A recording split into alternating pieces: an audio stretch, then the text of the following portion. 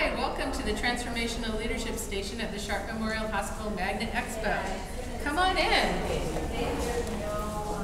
This is our first station, and we want everybody to understand that Magnet is all about nursing excellence. And for anybody who's coming through the Magnet Expo, in transformational leadership, the most important thing for them to understand is that transformational leadership starts and ends with them. So our first stop is the mirror. So let's take a look in the mirror. Everything you do every day is transformational leadership. And we want to show you a little bit about how that looks in other institutions. Traditional leadership would have the CEO and the CNO making decisions, and then the frontline nurses would find out about it later. That doesn't feel good, and it doesn't keep people engaged in their work environment. So what we've tried to do is flip that upside down, and the nurses in the unit practice councils are making as many decisions as possible about frontline care with their patients, about their work environment, and about what's going on in their practice. Our goal then as executives is to not tell people what to do, but to help them accomplish the goals that they set out to accomplish. We're providing resources, we're allocating monies, or if they need it, or we're breaking down barriers if they're having a problem getting done their projects. So these are 4 examples of the projects that we've had at Sharp Memorial Hospital. Patient throughput was a problem 3 years ago, and our patients in the emergency department were not happy. They rated us about mediocre, the average 50th percentile for patient satisfaction. And we always want to be above the 90th. So over the last 3 years, frontline staff, working in partnership with physicians and management, have eliminated delay and waste, and the patient experience is now much more efficient.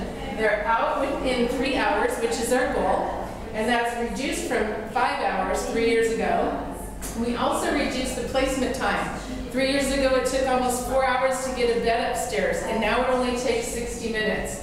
That's a gold standard in healthcare, and it's all because the frontline staff imagined it could be different here at Sharp Memorial. This is also a transforming project in healthcare. We wanted to see how we were doing with our patient and centered care initiatives. So we use the national best practice standard of the Plaintree patient-centered care criteria. We measured ourselves, found out where we were doing great, and found out that we had some opportunity to improve. So we put in place plans of correction. We implemented a change of shift at the bedside. Instead of doing it in the hallway, we're now talking with the patient at the bedside every change of shift to make sure that the patient understands the treatment goals and their medications, what's going on with their health care. We also opened up the health record as a teaching tool rather than keeping something secret that the healthcare team knows about.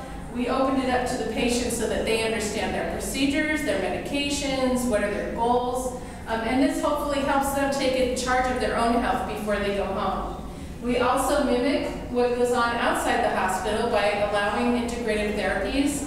Because in Southern California, many of our patients are doing integrative therapies to keep their wellness, we want to be able to provide that same experience in the hospital to optimize their healing. And in 2010, the Plaintree organization came in and assessed our implementation, and we were designated the 14th hospital in the United States to be patient-centered excellent, and the only hospital in the world to have Magnet, Baldrige, and Plaintree at the same time. Just a couple more posters. This one was a new grad resident project. Our nurses go through the new grad residency program, and as a project within that experience, they create opportunities for us to improve.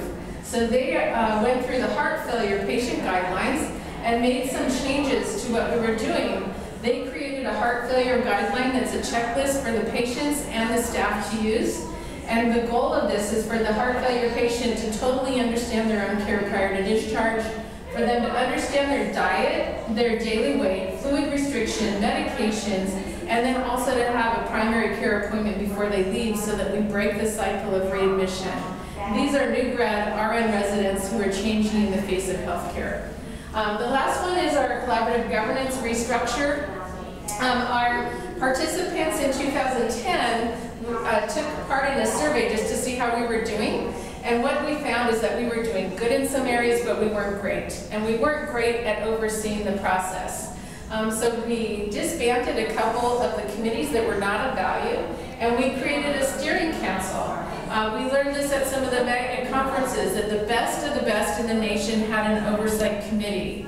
So we now have the chairpersons of each of our, they're cross-referring now. We review all the work to make sure it's consistent with the strategic plan, and our results are a better understanding, an increased commitment to the project itself, and an increased perceived value, and we saved $65,000 a year in meeting time that was inefficient.